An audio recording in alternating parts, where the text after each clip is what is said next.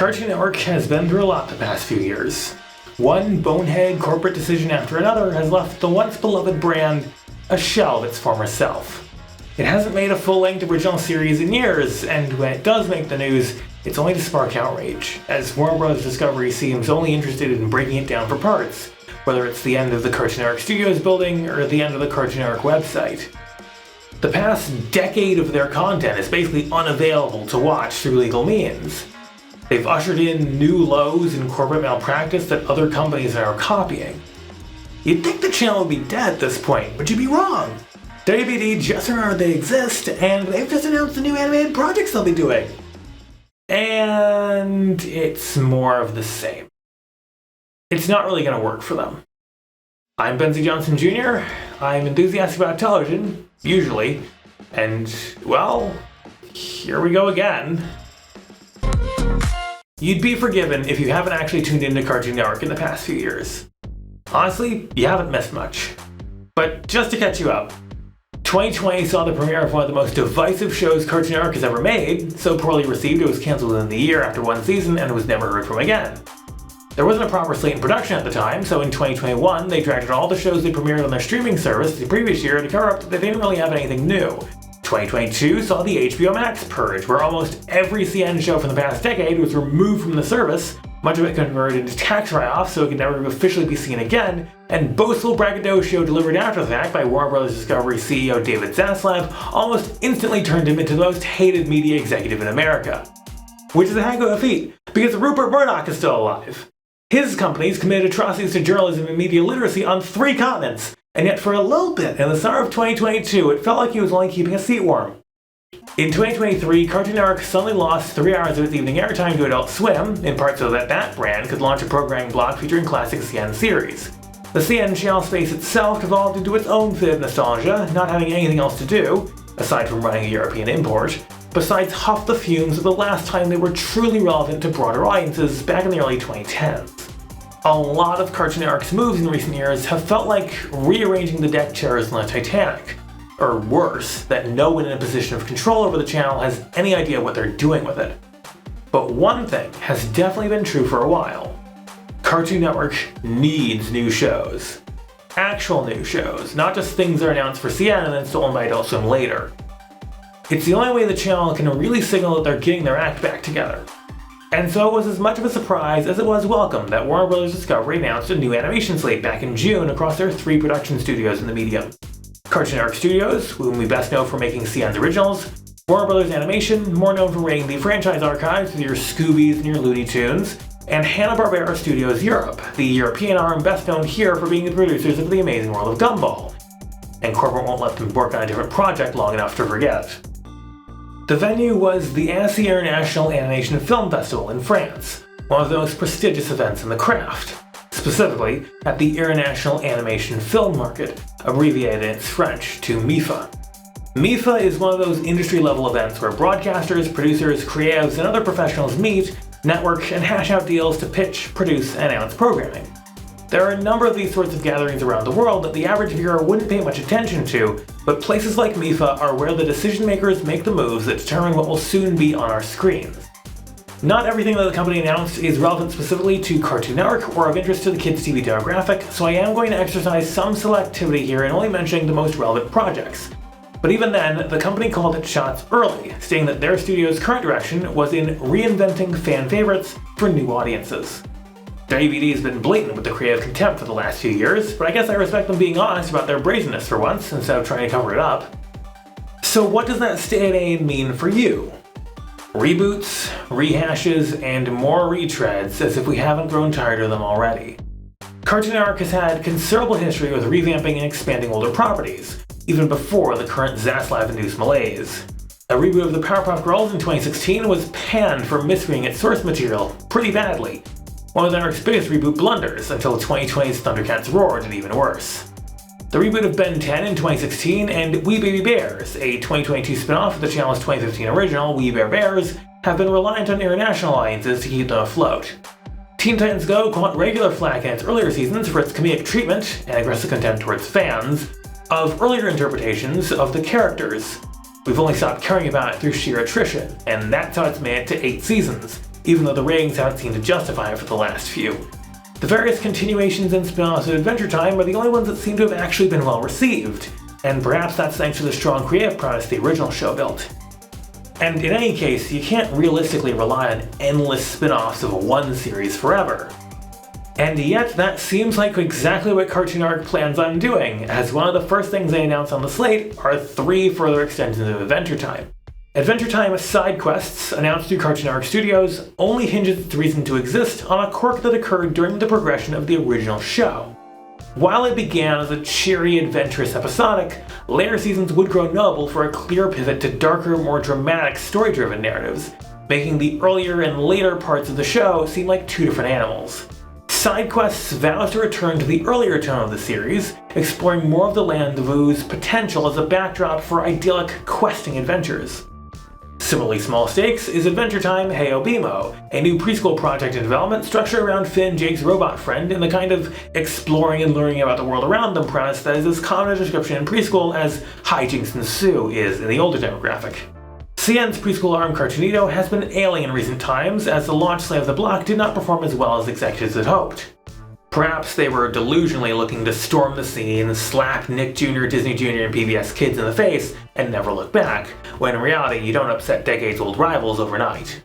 It's been shrunk down and strung out in recent times, casting doubts on its overall future that this one show may not be able to disprove. On the other side of the scale is the Adventure Time movie, ambiguously pitched as Jake and Finn embark on their greatest adventure yet. And if you told me that was the exact sentence used in the pitch room with Michael Lewillian and David Zaslav that got this greenlit, I would believe you. And despite the fact that the show's biggest creative forces are behind it, it's this ambiguous, generic premise that tends to lean towards insinuating this as a corporate product first, a creative product second. Cartoon Network has already been all in on Adventure Time continuations for a few years now, and while side quests may prove welcome, and the movie will likely do well with broader general audiences who may not have been following the television intricacies, the projects do threaten the potential for creative fatigue, in the same manner we've seen a lot of other franchises fall victim to through sheer overexposure. The Marvel and Star Wars universes are perhaps the 2 places where this has been most prevalent in recent years, as Disney ramped up projects in both for the launch of Disney+, but viewers ultimately wearied of being in the same places and premises all the time. Nickelodeon has threatened to knock on that door through the various spin-offs of SpongeBob and the Loud House, their 2 biggest recent hits, but so far they haven't lasted long enough to create the same impression.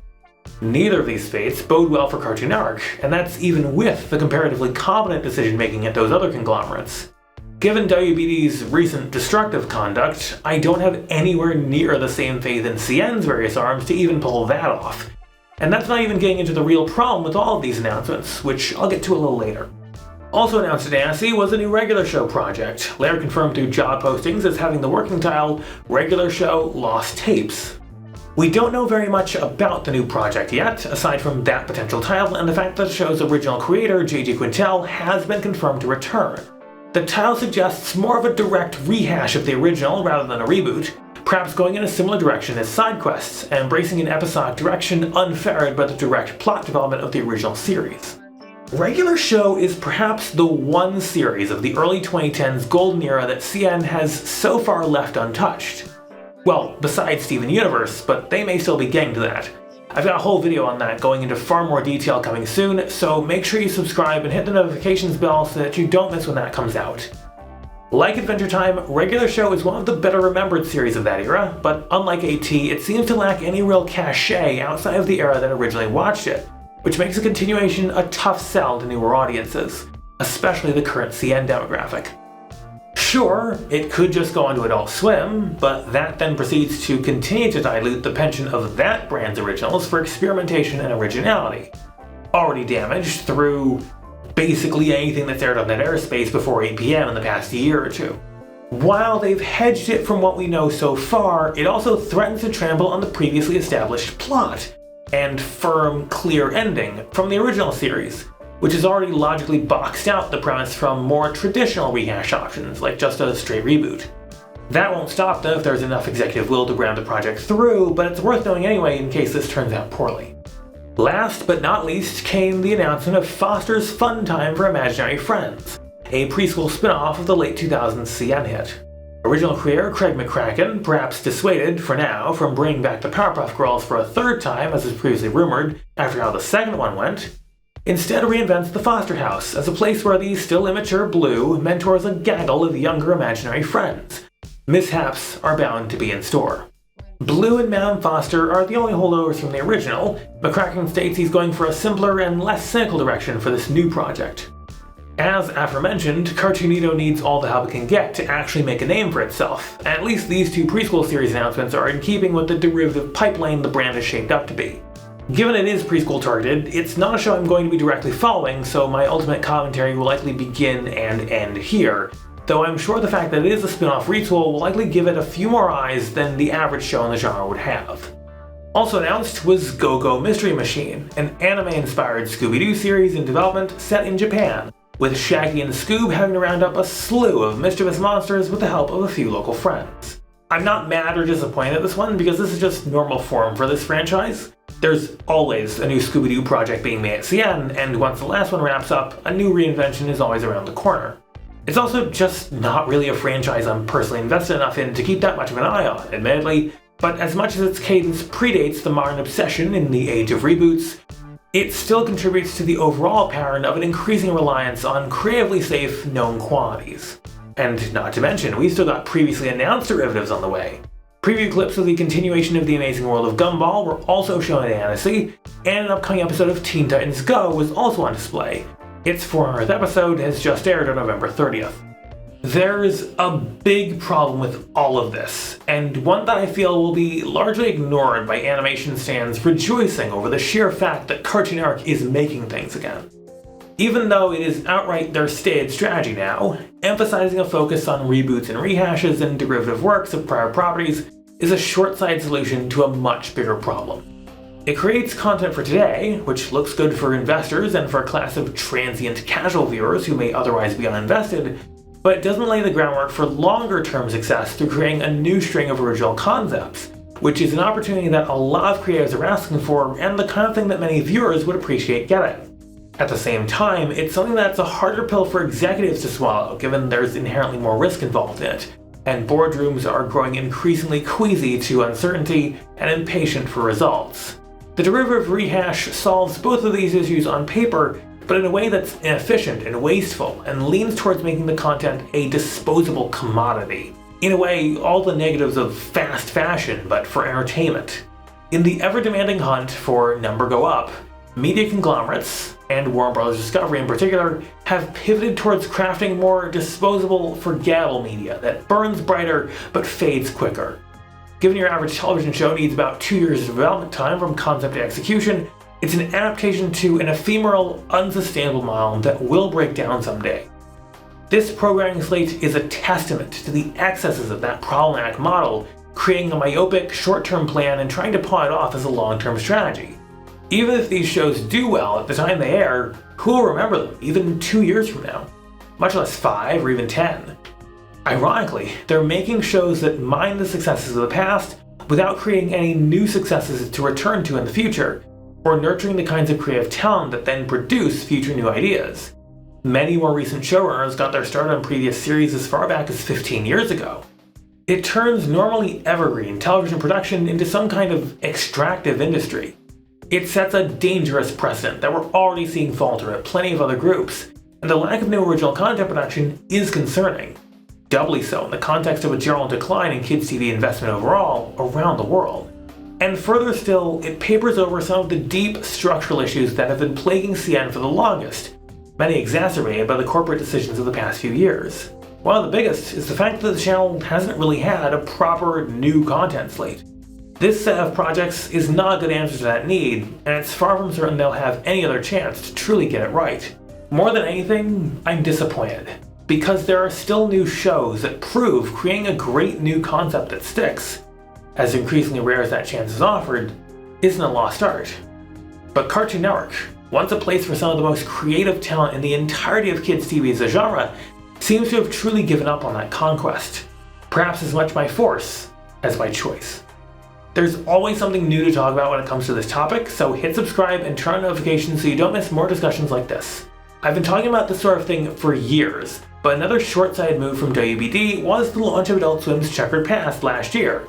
You can watch my thoughts on that up here or down in the description. You can support these videos directly for as low as $3 a month at benzie.tk/join. I'll see you next time.